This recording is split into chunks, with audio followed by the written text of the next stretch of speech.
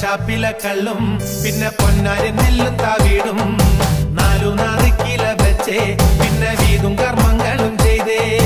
കാലങ്ങളേറെയായി അമ്മേ ഞങ്ങൾ ശ്രീ കുരുമ്പമ്മ നടയിൽ രേവതി നാളിലെന്നെത്തും പിന്നെ അശ്വതി കാവു തിണ്ടാനായി നെന്മറ ഷാപ്പിലെ കള്ളും പിന്നെ പൊന്നാരി നെല്ലും താവീടും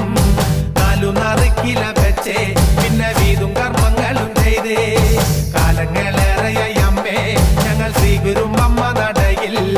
രേവതി നാളിലെന്നെത്തും പിന്നെ അശ്വതി കാവു തിണ്ടാനായി